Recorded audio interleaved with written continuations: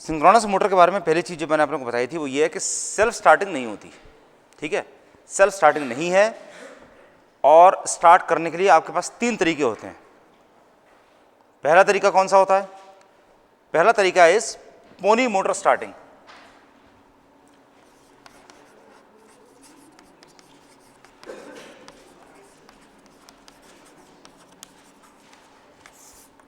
पहला तरीका है pony motor starting.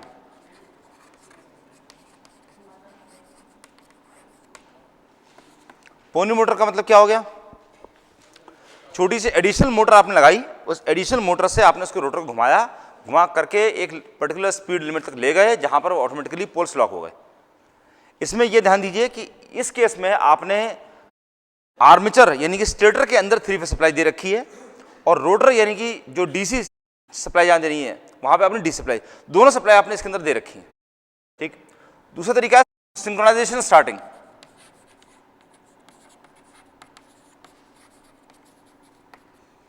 Synchronisation starting जो सबसे ज्यादा लंबा टीडियस तरीका है, इसमें आपको क्या करना है कि you have to start the machine like an alternator. आप सिंक्रोनस मोटर को ऑल्टरनेटर की तरह स्टार्ट करते हैं, बढ़ाते बढ़ाते उस लिमिट तक ले जाते हैं जहां पर उसका वोल्टेज, फ्रीक्वेंसी, फेज सीक्वेंस सारी चीजें बस बार के साथ में मैच कर रही हैं। उसके बाद में आप सिंक्रोनाइज करते हैं उसको। सिंक्रोनाइज करने के बाद में उसको मेन बस बार से जोड़ देते हैं। जब जुड़ जाए और वो पूरी सप्लाई देनी शुरू कर दे, उस टाइम इसका जो प्राइम मूवर है वो प्राइम मूवर आप ऑफ कर देते हैं।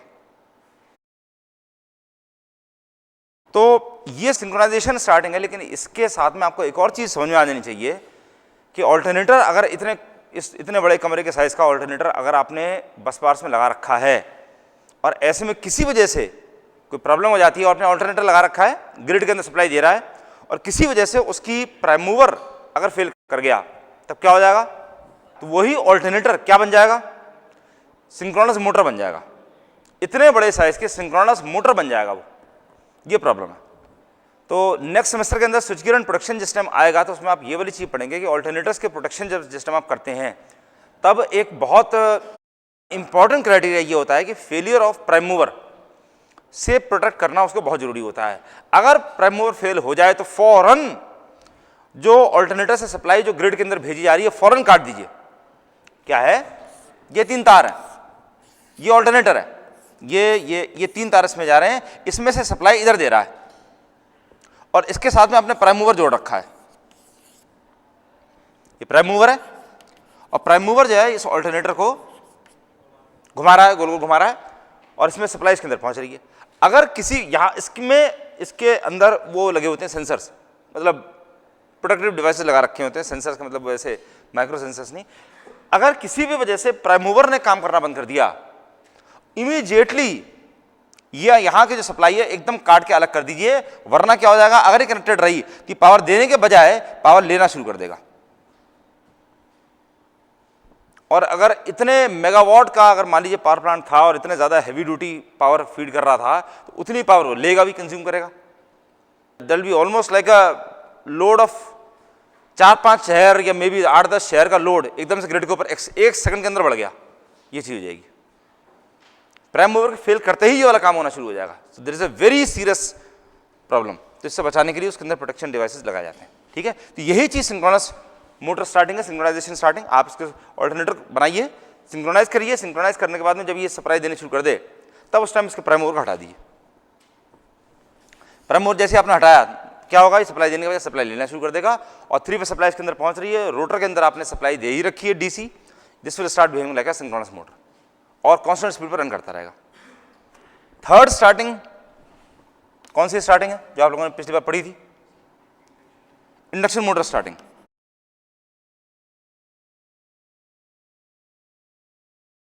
इंडक्शन मोटर स्टार्टिंग, इसमें आप क्या करते हैं कि जो रोटर है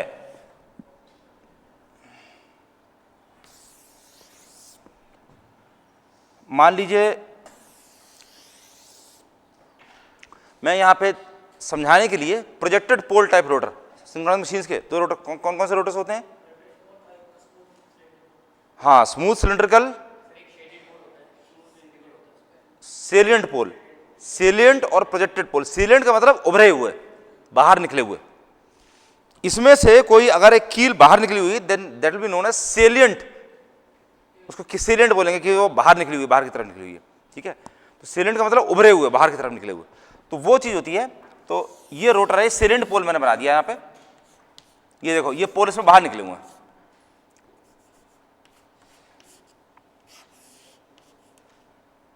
ये आपने पोल बना रखे हैं।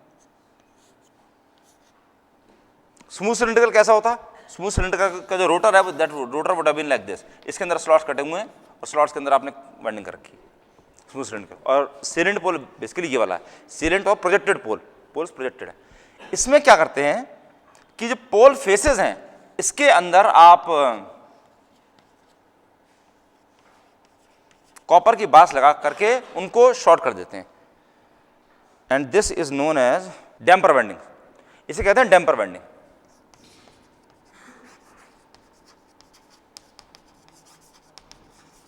This is known as damper winding, ये होती है डैम्पर वाइंडिंग। तो डैम्पर वाइंडिंग में इसके लिए क्या कर रखा है आपने, इसके पोल फेसेस के अंदर आपने ये लगा करके कॉपर की बास लगा करके उनको एंड से शॉर्ट कर रखा है। अब ऐसे में क्या है, ये जो पोल्स हैं, पोल्स में जिसमें आपने वाइंडिंग कर रखी है और इसको डी सप्लाई देनी है, अगर आप इसके अंदर सप्लाई बंद कर दें दैट्स ऑल, तो उस time this behaves like a squirrel cage rotor, squirrel cage rotor बन जाता है। स्क्विरल केज वाइंडिंग ये हो रही है, ये और शॉर्ट सर्किटेड है, तो स्क्विरल केज रोटर बन गया, क्योंकि पोल्स जो है पोल की तरह वर्क तो कर नहीं रहे, इसमें नॉर्थ पोल साउथ पोल तो बन नहीं रहा है, इसके अंदर बेसिकली कॉपर के बाल लगा रखे हैं और आपने उसको शॉर्ट कर रखा है, तो ये बन जाता है बेसिकली। अगर आपने इसके अंदर खाली सप्लाई देनी बंद कर दी, डी सप्लाई इसके अंदर मत दीजिए, डी सप्लाई स्विच ऑफ कर दीजिए, हटा दिए, स्विच खोल दीजिए। इस टाइम अगर आप स्टेटर के अंदर 3 फेज सप्लाई देते हैं then this is behaving like an induction motor. Damper winding का एक और पर्पस होता है हंटिंग अवॉइड करना, वो वाली चीज हम बाद में कवर करेंगे, ठीक है। तो इसमें जब आपने 3 फेज सप्लाई दे रखी है तो 3 फेज सप्लाई देने की वजह से इसके पोल फेसेस के अंदर इंडक्शन से, म्यूचुअल इंडक्शन से इसके अंदर करंट फ्लो करना शुरू कर देता है, और जब करंट इसके अंदर जब फ्लो करता है तो उसकी वजह से इसमें और इसमें जो भी जैसे भी इंडक्शन मोटर में आपने तरीका पढ़ा था उसी तरीके से इसके अंदर टॉर्क बन जाता है, and that torque starts revolving the rotor, और वो रोटर जब एक बार घूमना शुरू कर देता है तो घूमते घूमते अपनी जैसे मैक्सिमम स्पीड पर पहुंचता है which is 50 to 60 RPM less than synchronous speed, उस पॉइंट पर पहुंच करके जैसे ही पहुंच गया उस टाइम आप ये सप्लाई ऑन कर दीजिए, डी सप्लाई। एक्साइटर से जो इसके अंदर सप्लाई आ रही थी वो सप्लाई आप इसके अंदर ऑन कर दीजिए, और ऑटोमेटिकली ये पोल और जो स्टेटर के जो पोल्स हैं जो घूम रहे हैं गोल गोल अपने आप लॉक हो जाएंगे और ये सिंक्रोनस स्पीड पर घूमना शुरू कर देगा। This is known as induction motor starting. अब देखो मैं दोनों पोल्स अलग अलग बना रहा हूं, ये मान लीजिए ये स्टेटर पोल है और ये गलत तरीके से बना रहा हूं, डीसी पोल की तरह मैं बना रहा हूं लेकिन खाली समझाने के लिए है। ये स्टेटर पोल है और ये रोटर पोल है। इस टाइम स्टेटर पोल की जो एक्सेस है दैट इज दिस, और ये रोटर पोल की एक्सेस के साथ में कोइंसाइड कर रही है।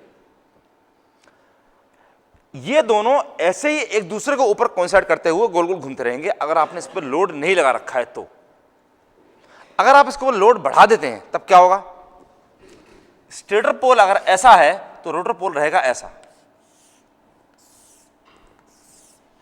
दिस एंगल इज अल्फा और delta and this is known as load angle और टॉर्क एंगल।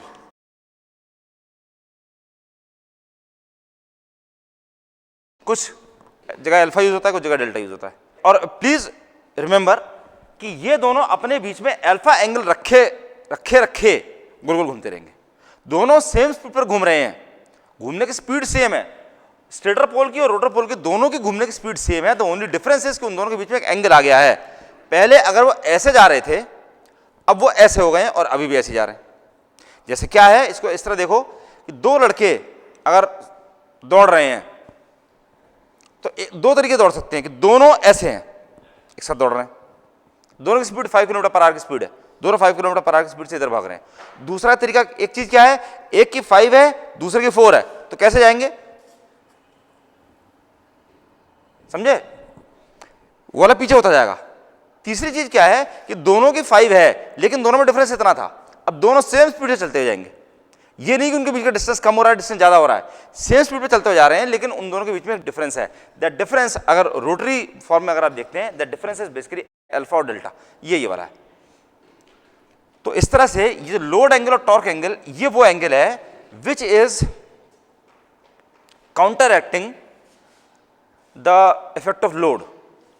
डीसी मोटर में जैसे वोल्टेज था, बैक ईएमएफ था, अभी सेकंड ईयर इलेक्ट्रॉनिक्स की लड़कियों को मैं सुबह उनकी एक्स्ट्रा क्लास ले रहा था, तो उसमें एक लड़की ने बहुत ज़्यादा एक्स्ट्राऑर्डिनरी सवाल पूछा था उसने, एक्स्ट्राऑर्डिनरी। ये सवाल मैं जरूर क्लास में एक्सप्लेन कर देता हूं इसका आंसर, लेकिन कभी किसी स्टूडेंट ने मुझसे आज तक नहीं पूछा था कि डीसी जनरेटर में अगर आप कम्यूटेटर हटा दें तो आपको बाहर सप्लाई कैसे मिलेगी? एसी मिलेगी। तो फिर हमको ऑल्टरनेटर की जरूरत क्या है? अगर डीसी जनरेटर में से अगर आप कम्यूटेटर हटा दें, आपको सिंगल फेज एसी सप्लाई मिलनी शुरू हो जाएगी। अब ऐसे केस में मान लीजिए आपने अभी तक 3 फेज ऑल्टरनेटर पढ़े हुए हैं, वैसे सिंगल फेज ऑल्टरनेटर्स भी होते हैं, इसमें 3 फेज वाइंडिंग कर रखी है स्टेटर के अंदर, उसमें सिंगल फेज वाइंडिंग करी हुई है। अगर आप डीसी में कम्यूटेटर हटा दें डीसी जनरेटर में, तो उसमें आपको एसी मिलेगी। वो और सिंगल फेज ऑल्टरनेटर क्या दोनों सेम चीज हैं या नहीं है? डीसी जनरेटर में और कुछ है ही नहीं। देखो डीसी जनरेटर क्या है? डीसी जनरेटर में स्टेटर में क्या लगा हुआ है? आर्मेचर की फील्ड, स्टेटर में फील्ड लगी हुई है, और रोटर में क्या लगा हुआ है? आर्मेचर। अगर हम इन दोनों को उल्टा कर दें, अगर आप स्टेटर में आर्मेचर लगा दें और रोटर में फील्ड लगा दें, तो भी बात वही रहेगी, कोई डिफरेंस नहीं है। अगर किसी को इसमें डाउट भी हो रहा है कि बात रहेगी कि नहीं रहेगी, तो मैं बताता हूं कि बात वही रहने वाली है। अगर आपने स्टेटर के अंदर इसमें कर दी डीसी वाइंडिंग, जो रोटर है उसमें आपने कर दी डीसी वाइंडिंग, और इसमें आपने लगा दी फील्ड, ये हो गया डीसी जनरेटर। अब हम यहां ले रहे हैं ऑल्टरनेटर। ऑल्टरनेटर में क्या है? रोटर के अंदर क्या है? रोटर में क्या है? ऑल्टरनेटर में फील्ड। और फील्ड किस तरह की है? डीसी। तो नॉर्थ पोल ये हो गया, साउथ पोल ये हो गया, इस पर आपने ये लगा रखी है फील्ड, ये इसमें फील्ड है। आर्मेचर में आपने क्या वाइंडिंग कर रखी है? स्टेटर में आपने आर्मेचर वाइंडिंग कर रखी है, और आर्मेचर वाइंडिंग आपने 3 फेज पढ़ रखा है, ऐसी सिंगल फेज वाइंडिंग भी हो सकती है। वो तो आपने 3 फेज वाइंडिंग कर रखी है, इसलिए 3 फेज सप्लाई मिल रही है। 6 फेज वाइंडिंग कर देंगे, 6 फेज सप्लाई मिल जाएगी। तो बेसिकली आपने इसके अंदर सिंगल फेज वाइंडिंग कर रखी है, तो इसमें कोई 1 फेज एसी वाइंडिंग, हम एसी वाइंडिंग लेके चल लेते हैं। क्या 1 फेज एसी वाइंडिंग में और डीसी वाइंडिंग में कोई फर्क होता है? एक इलेक्ट्रोमैग्नेट आपने बनाया, इसके अंदर आपने करी डीसी वाइंडिंग, दूसरा इलेक्ट्रोमैग्नेट आपने बनाया, इसके अंदर करी 1 फेज एसी वाइंडिंग। दोनों में डिफरेंस क्या है? सेम है। Principally speaking they are same, थोड़ा बहुत डिजाइन कंसिडरेशंस होंगे, that is different, but basically दोनों सेम है। इसलिए ये और ये दोनों बिल्कुल सेम है, आइडेंटिकल है, दोनों में कोई डिफरेंस नहीं है। तो डीसी जनरेटर और सिंगल फेज एसी जनरेटर दोनों बिल्कुल आइडेंटिकल हैं, ये पॉइंट था अभी तक, ठीक है। अब इसमें लो टॉर्क बेसिकली क्या कर रहा है, ये पॉइंट अगर आपको समझ में आ गया हो कि डीसी जनरेटर और एसी जनरेटर दोनों बेसिकली सेम चीज है, दोनों में कोई डिफरेंस नहीं है। ऑल्टरनेटर के केस में आप सप्लाई बाहर ले रहे हैं 3 फेज वाइंडिंग से। अगर आप 3 फेज वाइंडिंग में सप्लाई देते हैं, रिवॉल्विंग फील्ड क्या होता है? रिवॉल्विंग फील्ड 3 फेज सप्लाई अगर आप 3 फेज वाइंडिंग में देते हैं तो रिवॉल्विंग मैग्नेटिक फील्ड मिलेगी आपको। लेकिन that is only in the case of Motors, not in the case of generators, ठीक है। जनरेटर में तो आप 3 फेज सप्लाई बाहर ले रहे हैं, ठीक है, हो गया क्लियर, ठीक है। अब ये वाली चीज है कि सिंगल फेज वाइंडिंग में सिंगल फेज सप्लाई देने पर क्या मिलेगा, क्या रिवॉल्विंग मैग्नेटिक फील्ड मिलेगी। तो ये बहुत इंपॉर्टेंट पॉइंट है, जो आप आखिरी यूनिट अभी रह गया सिंगल फेज मोटर्स, हाँ, तो उसके अंदर ये वाली चीज पढ़ने वाली है कि सिंगल फेज वाइंडिंग में अगर आपने सिंगल फेज सप्लाई दे दी तो रिवॉल्विंग मैग्नेटिक फील्ड नहीं बनती है। Single phase winding, single phase induction motor की सारी प्रॉब्लम यही है, ठीक। अब देखो डीसी और एसी जनरेटर्स दोनों बेसिकली सेम है। तो ये आप लोगों को याद होगा कि डीसी जनरेटर्स के केस में आपके पास में एक इक्वेशन था, V plus IaRa is equal to Eg, ये था, ठीक है। इसका मतलब क्या हो गया, इसको अगर आप, हालांकि स्केलर्स हैं, फिर भी अगर आप इसको वेक्टर से दिखाएं तो बेसिकली क्या देखेंगे कि अगर ये Eg है मैं मोटर्स की बात करता हूं, तो मोटर के केस में क्या हो गया, ये हो गया, ये हो गया, V is equal to EB plus IAR है। तो अगर ये V है, यहां से लेके यहां तक का मान लीजिए, ये अगर आपने नापा तो निकल के आया 10 सेंटीमीटर, तो ये हो गया 10,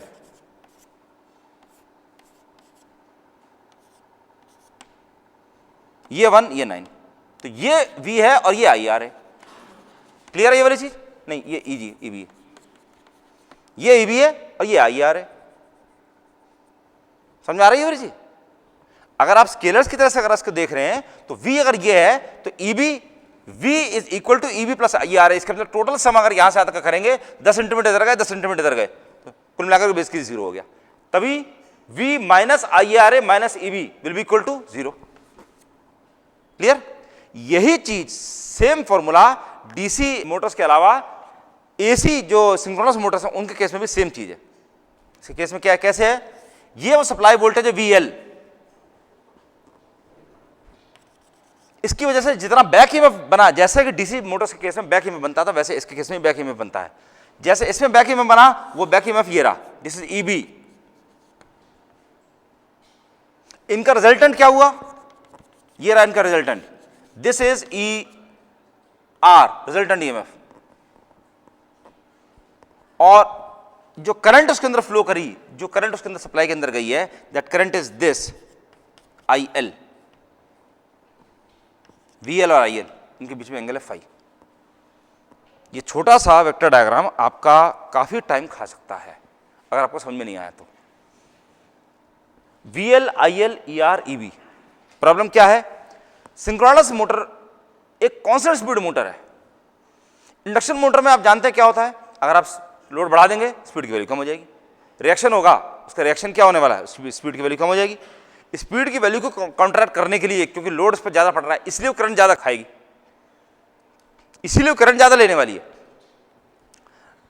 अगर आप नॉर्मल स्कूटर मोटरसाइकिल की अगर बात कर रहे हैं तो उसमें अगर आप एक लड़का अगर बैठा हुआ है और अगर एक्सीलरेटर इतना दे रहा है, तो वो अगर 50 की स्पीड पर भाग रही है, उसी के बजाय उस पर 3 जने बैठ जाएं और तब वो उतना ही एक्सीलरेटर दे तो 50 की स्पीड पर नहीं भागेगी, उसकी स्पीड कम हो जाएगी।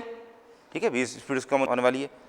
अगर इसके बावजूद अगर आप उसको 50 की स्पीड पर दौड़ा देते हैं तब क्या होगा, 50 पर दौड़ रही है, अगर 3 जने बैठे हुए हैं, एक जना जब बैठा हुआ था तब 50 की स्पीड पर दौड़ रही थी। इसी चीज को तो दूसरी तरीके से देखिए कि एक बैठा था तब 50 की स्पीड पर थी, 3 बैठ गए तो 20 की स्पीड पर आ गई उतने एक्सीलरेटर में। अब दूसरा केस देखिए कि अगर एक जना उस पर बैठा हुआ था 50 की स्पीड पर जा रही थी, अब 3 जने बैठे हुए हैं तब 50 की स्पीड पर जा रही है, आपने एक्सीलरेटर बढ़ा रखा है, तो स्पीड तो सब कुछ सेम है, तो क्या सब कुछ सेम चल रहा है या कुछ फर्क पड़ा है? तो लोड ज्यादा है, लोड ज्यादा होने की वजह से क्या फर्क पड़ रहा है, फ्यूल कंजम्पशन ज्यादा हो रहा है। दैट्स करेक्ट, फ्यूल कंजम्पशन उससे ज्यादा करना शुरू कर दिया। और वो ज्यादा फ्यूल कंजम्पशन किस काम में आ रहा है, वो जो एक्स्ट्रा एक्सीलरेटर जो आपने जितना दिया था उसके काम में आ रहा है। वो जितना ज्यादा आपने एक्सीलरेटर दिया, जितना ज्यादा इंजन को पंप करना पड़ा, उसको सप्लाई देने के काम में वो एक्स्ट्रा फ्यूल आ रहा है। अब देखिए इंडक्शन मोटर में क्या हो रहा है, अगर आपने लोड उस पर बढ़ाया तो उसकी स्पीड की वैल्यू कम हो गई, लोड और बढ़ा दिया स्पीड की वैल्यू और कम हो गई। सिंक्रोनस मोटर में क्या होने वाला है, अगर आप लोड बढ़ा देंगे स्पीड सेम रहेगी, खाली उन दोनों के बीच में एंगल आ जाएगा। स्टेटर पोल और रोटर पोल के बीच में अगर एक एंगल आ जाता है तो उसकी वजह से काउंटर एक्शन कैसे हुआ। काउंटर एक्शन का मतलब क्या है कि जैसे भाई मैंने मोटरसाइकिल का एग्जांपल बताया, 2 तरह का काउंटर एक्शन है। अगर आप एक्सीलरेटर उतना ही रखते हैं तो स्पीड की वैल्यू कम हो जाएगी।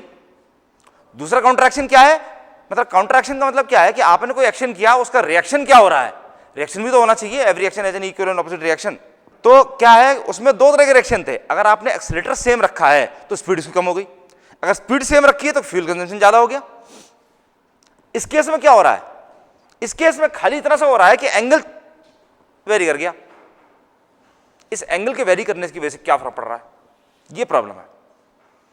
खाली इस रोटर और स्टेटर पोल के एंगल के बीच में अगर एंगल बढ़ जाता है तो उसकी वजह से कौन सी चीज पर फर्क पड़ने वाला है, वो वाली चीज देखिए। ये जो एंगल है अल्फा या delta, this is this angle, ये एंगल है डेल्टा, ये एंगल है। अब देखो अगर इस पे डेल्टा की वैल्यू बढ़ जाती है तब क्या होगा, इतने ही एंगल की वजह से VL इतना है, EB इतना है और EB अब हो गया ऐसा, EB1 और EB2। अभी डिटेल चीजें मैं इसकी बताऊंगा। इसके 2 चीजें होती है, कांस्टेंट एक्साइटेशन वेरिंग लोड और कांस्टेंट लोड और वेरिंग एक्साइटेशन बाद की बात है। अभी खाली फर्स्ट चीज देखो, अगर ये डेल्टा 1 की बजाय ये डेल्टा 2 अगर हो जाता है, अब ER की वैल्यू क्या होगी?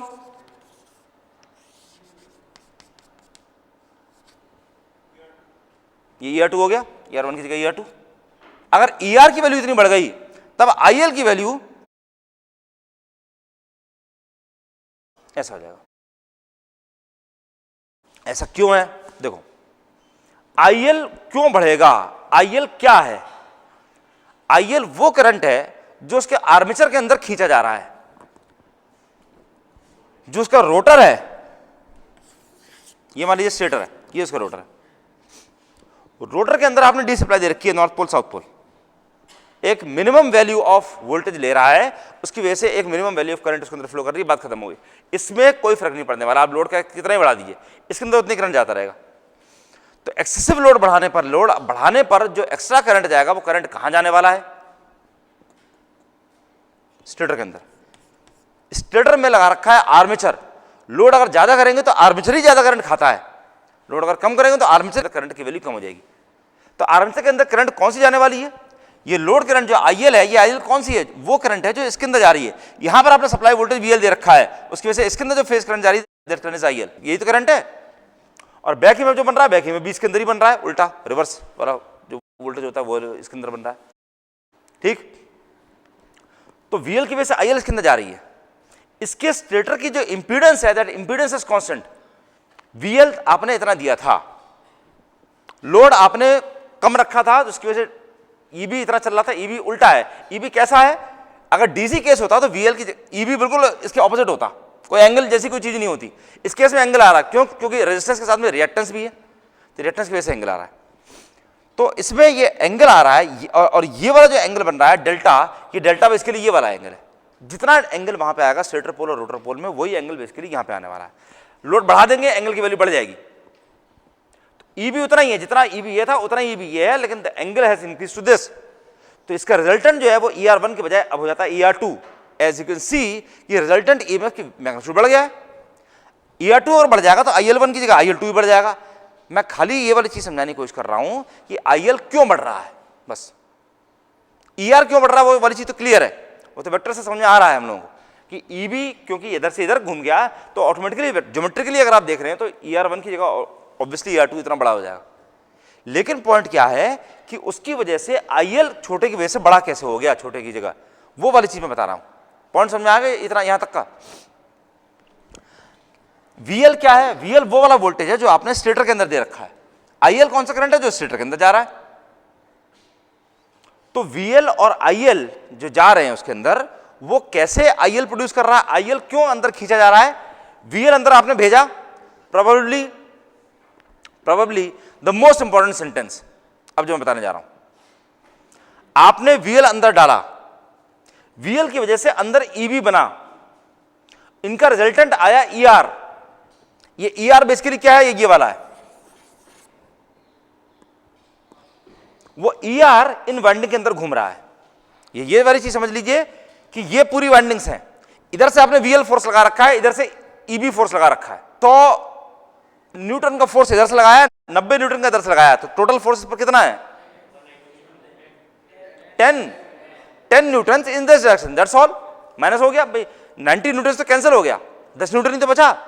वो 10 न्यूटन ये वाला है। आपने यहां पर इतना वोल्टेज दिया था, VL इसके अंदर दिया था, उसकी वजह से इतना वोल्टेज अंदर से बना। VL वो वाला फोर्स है जो आपने 100 न्यूटन इधर से लगाया, EB वो वाला फोर्स है जो 90 न्यूटन उधर से बना, बचा कितना इसके अंदर? ER, वो है 10 न्यूटन का। तो वो 10 न्यूटन वाला जो फोर्स है वो ER इन सारे वाइंडिंग्स के अंदर घूम रहा है। इसके ऊपर तो फोर्स 10 न्यूटन लगा हुआ है, उससे वाइंडिंग्स के अक्रॉस जितना वोल्टेज है दैट वोल्टेज इज ER, और वाइंडिंग्स की impedance is constant. So IL is equal to ER upon ZS। ZS is the synchronous impedance of these windings। तो क्योंकि इंपीडेंस कांस्टेंट है, इसकी इंपीडेंस कांस्टेंट है, इंपीडेंस कांस्टेंट है। अब इंपीडेंस ये वाली चीज समझ लो, जैसे मान लो ये रेजिस्टेंस, इसके अक्रॉस अगर आपने 10 वोल्ट दिया, 10 वोल्ट सप्लाई दी, इसकी रेजिस्टेंस की वैल्यू 1 ओम्स, 10 वोल्ट की सप्लाई दी, कितनी करंट जाएगी इसके अंदर? 10 एम्पियर्स। अगर आप इसमें 20 वोल्ट देते हैं तो कितनी जाएगी? 20 एम्पियर। क्यों? क्योंकि 1 ओम कांस्टेंट है, इसकी इंपीडेंस कांस्टेंट है। अगर आप इसके अक्रॉस वोल्टेज बढ़ा देंगे तो इसमें करंट ज्यादा जाएगी, अगर वोल्टेज कम कर देंगे तो करंट इसके अंदर कम जाएगी। वही चीज यहां पर भी हो रही है। इसके वाइंडिंग्स में जितने करंट फ्लो कर रही है, that current is dependent upon this voltage VER which is the resultant of VL and EB2। Load जितना सप्लाई कर रही है वो लोड क्या वेरी कर रहा है? एंगल। वो एंगल क्या वेरी कर रहा है? EB2। उस एंगल की और EB2 की वजह से क्या वेरी हो रहा है? ER2। और ER2 वो वाला वोल्टेज है जो इस इंपीडेंस के क्रॉस आ रहा है। तो ER अगर बढ़ेगा कम होगा तो उसकी वजह से IL भी बढ़ेगा कम होगा। ये है पूरा। ये अभी और बहुत लंबा चौड़ा डिस्कशन है, अभी आसानी से कभी खत्म नहीं हुआ है, लेकिन आपको अभी तक इतनी वाली चीज क्लियर हो जानी चाहिए। बड़ा आसान है, मैं क्योंकि बड़ा आसान चीज है इसलिए मैं बार बार बताता हूं, एक बार और बताता हूं। इसके अंदर आपने वोल्टेज दिया VL, मैं बिल्कुल सबसे ज्यादा सिंपलीफाइड फॉर्म में बता रहा हूं। आपने वोल्टेज दिया VL जो था 400 वोल्ट, इसकी वजह से इसके अंदर बैक ईएमएफ बना EB, और ये EB था 360 वोल्ट, ये EB था, ये था VL। आपने 400 वोल्ट दिया, 400 वोल्ट की वजह से इसके अंदर बना 360 वोल्ट। तो इनका जो रिजल्टेंट आया दैट वाज ER, जो कितना था? 40 वोल्ट। ये सारे फिगर्स बिल्कुल गलत हैं, बिल्कुल गलत हैं, क्योंकि वेक्टर्स हैं, दे आर नॉट स्केलर्स। लेकिन मैं खाली समझाने के लिए आपको ये वाली चीज बता रहा हूं, ठीक? तो ER की वैल्यू 40 वोल्ट निकल के आई, 400 माइनस 360। यही काम आपने कर रखा है। ER VL माइनस EB2 तो है, वेक्टर तरीके से माइनस किया हुआ है, वेक्टर्स की तरीके से। अगर स्केलर्स की तरह से करते हैं तो स्केलर्स की तरह से ये वाली चीज हो जाती, ये चीज तो है। स्केलर्स का मतलब कोलिनियर, सारे कोलिनियर है, उनमें कोई एंगल नहीं है, ऊपर नीचे वाला एंगल नहीं है, ये वाली चीज है। अगर स्ट्रेट लाइन में आप ये वाला काम करेंगे तो ये अगर 40 है और ये 36 है तो ये वाला 4 हो जाएगा, तो बड़ी ऑब्वियस सी बात है, वही वाली चीज है। लेकिन यहां पर जब एंगल हो जाएगा, यही आप ये कह सकते हैं यहां पे कि अगर ये यहां से यहां तक का 40 है और यहां से यहां तक का 36 है और यहां से यहां तक का 4 है, ये वाली चीज है, तो 36 + 4 = 40 हो जाएगा। लेकिन अगर ये ऐसा हो, अभी भी 4 है, ऐसा हो, तब क्या यहां से यहां तक का वैल्यू वो यहां से यहां तक की हो सकती है? नहीं हो सकती। ये वेक्टर हो गया अब, क्योंकि उसके बीच में एंगल भी आ गया, वो चीज। तो आपने VL दिया 400 वोल्ट, उसकी वजह से EB बना 360 वोल्ट, उसकी वजह से ER बना 40 वोल्ट। ये 40 वोल्ट वो वाला वोल्टेज है जो इन वाइंडिंग्स के अंदर हर तरफ घूम रहा है। वाइंडिंग की अपनी रेजिस्टेंस, सब जब DC वैल्यू ले रहे हैं तो रेजिस्टेंस ले लेते हैं R की वैल्यू है may be say 2 ohms. Current IL will be equal to 40/2 बराबर 20 एम्पियर। ठीक। अब अगर आपने इस पर लोड बढ़ा दिया, लोड अगर बढ़ा दिया, तब मजेदार बात क्या है कि ये 400 था, ये 360 था, ये अभी भी 360 ही है, लेकिन इसका एंगल बढ़ गया है। एंगल बढ़ने की वजह से ER जो पहले 40 निकल के आ रहा था, वो 40 के बजाय आप कितना हो गया? 80 बढ़ गया। ER की वैल्यू, पहले ER की वैल्यू इतनी थी, अब ER की वैल्यू इतनी होगी, 80 हो गया। अगर ये 80 है और R की वैल्यू तो 2 ओम्स ही है, तो IL की वैल्यू कितनी हो जाएगी?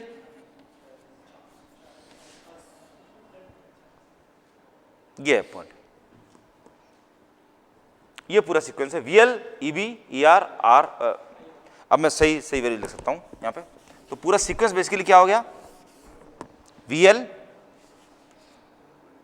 की वजह से क्या बनेगा? EB। VL और EB की वजह से क्या बनेगा? और ER के फ्लो करने की वजह से क्या फ्लो करेगा? IL और ER किस तीसरी चीज को रिक्वायर करते हैं? या IL और ZS को ऐसा कर देते हैं, ER इसके साथ में ZS भी है, ER और ZS की वजह से क्या बनेगा? IL। ये पूरा सीक्वेंस है। अब हमको जो 2 केसेस इवेल्युएट करने हैं, वो केसेस क्या क्या है? आपके पास 2 ऑप्शन है। इसको वेरी करने के 2 तरीके हैं। एक तरीका क्या है? EB1 और EB2 आप बराबर रखिए, खाली डेल्टा बढ़ा दीजिए, ये कम कर दीजिए। दूसरा तरीका क्या है कि आप एंगल इतना ही रखिए, EB1 का मैग्नीट्यूड कम कर दीजिए,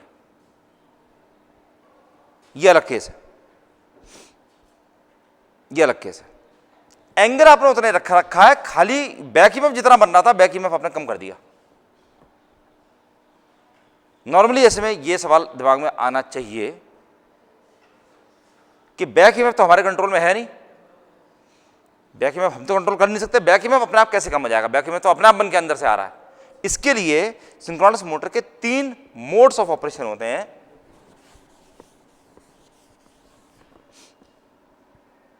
तीन होते हैं। एक होता है अंडर एक्साइटेड मोड, दूसरा होता है नॉर्मली एक्साइटेड, तीसरा होता है ओवर एक्साइटेड। अंडर एक्साइटेड वो कंडीशन है जिसमें EB is less than VL। Normally excited में EB is equal to VL।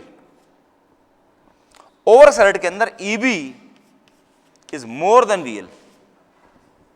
ये सबसे ज्यादा मजेदार केस है। आपने वोल्टेज दिया 400, अंदर बन रहा कितना 420, तो ये तो 420 ही हो जाएगी। ये 420 कैसे हो जाएगी, ये सस्पेंस हम खोलेंगे अगली क्लास में।